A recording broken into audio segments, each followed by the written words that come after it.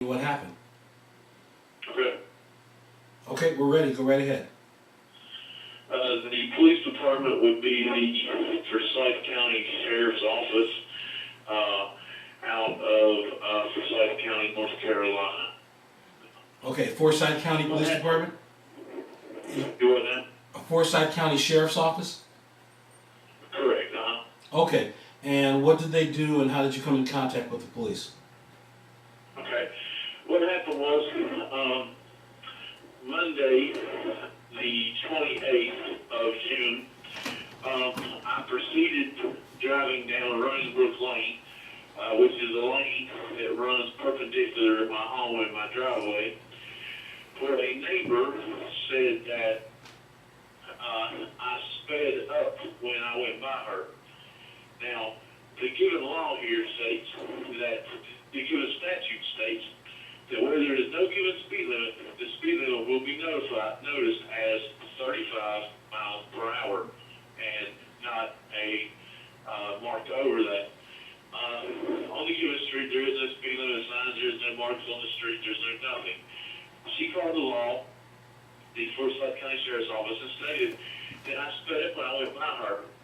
About an hour and a half later, the deputy sheriff, Officer Tuggs, shows up at my door saying he is conducting an investigation on reckless driving. And I'm totally stunned by it. He comes into the residence. We invited him in, had nothing to hide. He comes in and he says, Mr. Richards, I feel you're guilty of reckless driving.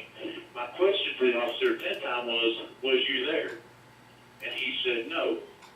I said, then my next question to you is, whatever happened to due process? His answer to that question was, there is no due process. He said, I have a witness and that's all I need. He said, but I want to conduct my investigation further. So at that point, him and my wife began to exchange words. She told him that he needed to depart the residence, and that's exactly how it was stated. And he told her, quote, unquote, you need to shut the hell up, ma'am. I'm talking to your husband. At that point, I asked Officer Tuggs for a search warrant. He did not have one. So I asked him to depart the residence, and he refused. So then, at that point, I threatened to call the state police and have him escorted out of my house. At which time he decided he would leave and go back out to his cruiser. So he goes out to his cruiser, and my wife follows him out to the cruiser. They exchange some more words. He gets in his cruiser, and he drives away, and he drives back to the lady's house that made the false allegation against me. The following day, which would be Tuesday, June the 29th, the officer, Tuggs, shows up at my residence approximately 24 hours later, around 8 p.m. or 2000 hours, and walks up to the mailbox and asks me what I'm doing. I was there by working on a fishing pole, and I said, well, what do you need? And he says, I'm citing you for careless and reckless driving on yesterday's incident. And I said, you wasn't there. And he said, and his reply to me was, I don't have to be. He said, you're being cited, and that's how it is. And I said, you're citing me because I have another complaint against the sheriff's office, and you are just seeking me out. He said, maybe so, maybe not. He said, but you need to be in courtroom 1A on August the 18th. Thereby, after the officer hands me the citation, he leaves my residence, proceeds down the street on Running Brook Lane, where the lady had made the allegation against me.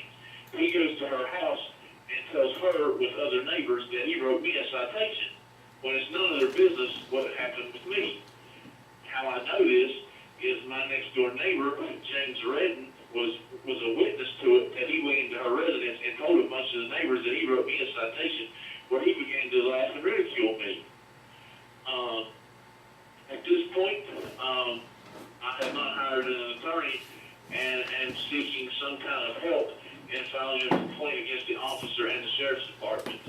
Okay, let me just stop you there and address a few of the things that you stated.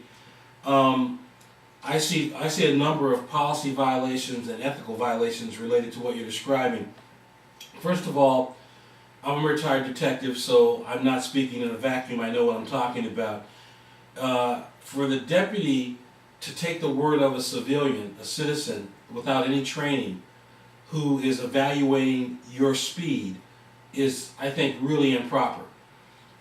She wasn't holding a radar gun when you drove by, was she? No, sir. Okay. And as far as you know, she has no law enforcement training. As far as I know, that's correct. Okay. Now, in some cases, it would be appropriate for an officer to take an independent witness's statements and then pursue an investigation. And I would say no problem. If someone was assaulted and then you could see bruises, but the cop wasn't there and he has to rely on the word of a third party, that's okay. But to take the word of a citizen in terms of, evaluating your driving and your speed when there's no accident, no evidence on the roadway, and the person making the statements has no training, I find that utterly improper. Second, his attitude in your house, the language he was using, is definitely indicative of unprofessional conduct, no doubt about it. And then the fact that he cited you, it almost seems as if it was punishment or retaliation because you were asking too many questions. And I would also add, it's unprofessional for him to then vent all that information amongst your community. There's no reason for any, he might be able to get away with saying that he was informing her because she made the original complaint, but telling her all that in front of your neighbors, I think is a bit beyond the pale. So we will be glad to assist you with this matter. Let me stop the recording now because I have enough information to proceed.